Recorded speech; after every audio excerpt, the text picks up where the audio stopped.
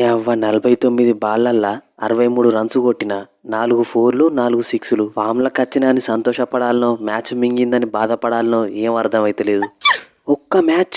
Just ఒక్క మ్యాచ్లో తొందరగా అవుట్ అయినా అంతే.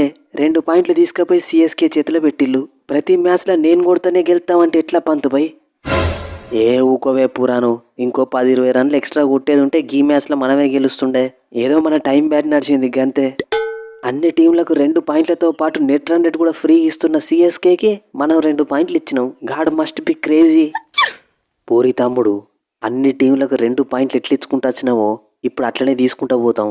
ఆర్సీబీ, ఆర్ఆర్, కేకేఆర్, పీబీకేఎస్ అందరికి ఎట్లా ఇచ్చినామో అట్లనే తీసుకుంటాం. ధోని అన్న, నాకెందుకో మీరు ఈ మ్యాచ్ కూడా బై మిస్టేక్లనే గెలిచిల్లనిపిస్తుంది. మీరు సీజన్ స్టార్టింగ్ నుండి బౌలింగ్ మంచిగానే ఎత్తాలన్నా. మీ పాతిరానా, నూర్ అహ్మద్ ఎక్సలెంట్ బౌలింగు. కానీ మీరు వరుసగా 5 మ్యాచ్లు ఓడిపోవడానికి కారణం మీ బ్యాటింగు. ఆఫ్టర్ ఆల్ 166 చేజ్ చేయడానికి కూడా మీరు మళ్ళీ లాస్ట్ ఓవర్ దాకా చిల్లు. నువ్వు కనుక 11 బాళ్ళల్లో 26 రన్స్ కొట్టుండకపోతే మ్యాచ్ మేమే గెలిచేటోళ్ళం.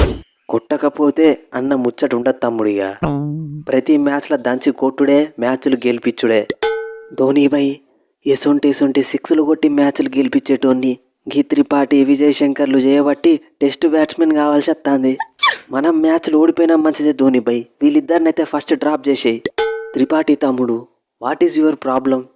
నువ్వు 1 డౌన్ బ్యాటింగ్ చేసుకుంటా గిట్లా ఆడితే మనం మ్యాచ్లు ఎట్లా గెలుస్తాం చెప్పు? నీకోసం రహానెని కూడా వదిలేసినాం కాదువే. మీరు చేసే బ్యాటింగ్ వల్ల దూబే ఇబ్బంది పడతాడు. కనీసం ఒక 30-40 రన్స్ అన్నా కొట్టరాదు? నిన్నేమన్నా సెంచరీలు, హాఫ్ సెంచరీలు కొట్టంటానావా? షోర్ ధోని బై, ఖచ్చితంగా నెక్స్ట్ మ్యాచ్లో రన్స్ కొడతా. నాకు నమ్మకం లేదు దొరా. పూరి, 7 మ్యాచ్లలో 4 గెలిచినాం, 3 పోయినాయి. నెక్స్ట్ మ్యాచ్ ఆర్ఆర్తో ఉన్నది, ఖచ్చితంగా గెలవాలి. లేకుంటే పైకి ఎట్లా వచ్చినామో కిందికి కూడా అట్లనే పోతాం. శాంసంగ్ టీంకి సుక్కలు చూపిస్తా, నువ్వు టెన్షన్ పడకు. బాయ్స్, మనం 2 మ్యాచ్లు ఫస్ట్ ఓడిపోయినాం, తర్వాత 2 మ్యాచ్లు గెలిచినాం, మళ్ళా తర్వాత 2 మ్యాచ్లు ఓడిపోయినాం. అంటే ఇప్పుడు మళ్ళీ 2 మ్యాచ్లు గెలవాలి. గా సీక్వెన్స్లను నమ్ముకుంటే ఉన్నది అమ్ముకోవాల్సిందే. మీ నెక్స్ట్ మ్యాచ్ మాతోని వట్టిగానే విసుకుతాం శాంసను. దూబే తమ్ముడు, మన నెక్స్ట్ మ్యాచ్ ఎవరితో ఉన్నదివే? ఊపున్నప్పుడే ఊపేయాలి. మన నెక్స్ట్ మ్యాచ్ ముంబై ఇండియన్స్తో ఉన్నదన్న. మనకు సీజన్ స్టార్టింగ్లో 2 పాయింట్లు ఇచ్చి ఎంకరేజ్ చేసింది వీళ్ళే.